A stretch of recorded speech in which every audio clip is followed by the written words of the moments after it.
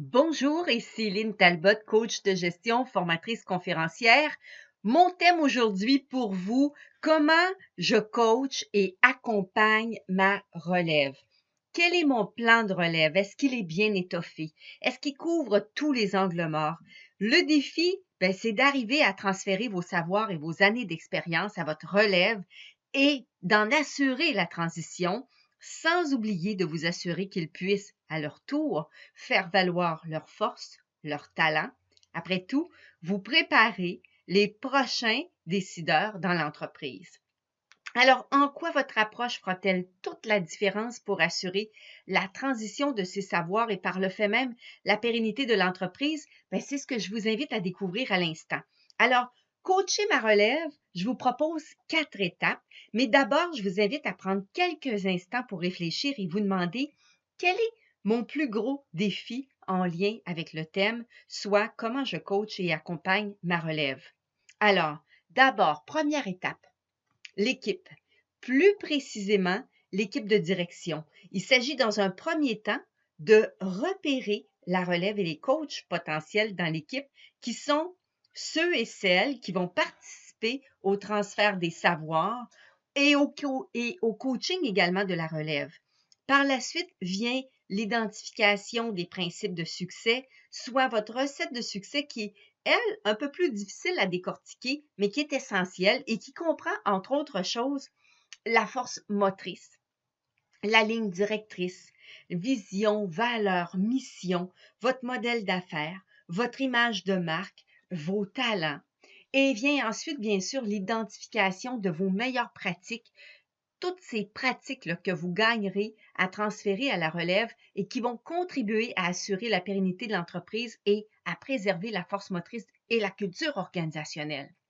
Vient ensuite le moi qu'on voit là, dans le cadran en haut à droite de l'écran. Alors, votre moi qui passe par la définition de vos rôles et de vos responsabilités, suivi par l'inventaire de vos savoirs, qui englobe à la fois le savoir-faire, le savoir-être.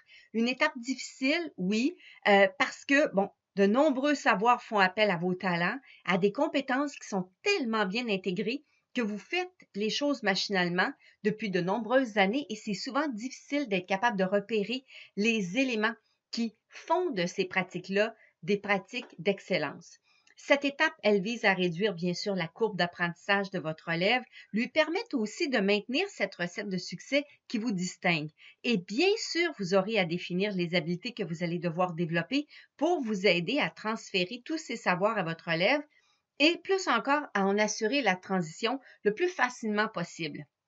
Troisième étape, elle est en bas à gauche, coaching. Transfert des savoirs se fait par étapes, mais aussi avec doigté, avec stratégie, d'où l'importance de jouer un rôle de gestionnaire coach tout au long du processus, mais de définir aussi la priorité des étapes à réaliser avec un plan de transfert des savoirs qui, lui, s'avère essentiel. Une étape souvent escamotée, faute de temps, mais qui favorise la réussite de tout plan de relève, c'est celui des suivis. Toute étape doit être mesurée, doit être suivie pour pouvoir en assurer l'intégration complète. L'approche coaching avec un encadrement adéquat permet de laisser toute la place à la relève pour déployer ses ailes, pour lui permettre de se familiariser aussi avec de nouveaux rôles et de nouvelles responsabilités. La quatrième étape, elle se trouve dans le coin inférieur droit, c'est celle de l'intégration. Alors, l'intégration des savoirs et l'expérience aussi qui s'intègre en pratique, certes, mais aussi en partageant, en échangeant. Et l'expérience peut s'avérer d'autant plus riche si elle se fait tout en douceur, planifiée, anticipée et préparée. Bien sûr, chacun doit connaître ses forces, ses compétences, ses rôles, ses responsabilités, mais doit aussi connaître l'entreprise, son équipe, ses clients, ses partenaires, ses fournisseurs. C'est un essentiel.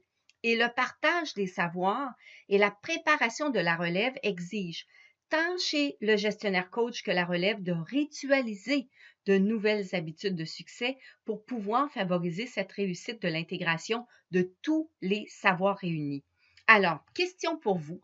Qu'est-ce que vous avez mis en place pour préparer votre relève? J'adore apprendre de vous, autant que vous aimez apprendre de moi. Je vous dis au plaisir et à bientôt.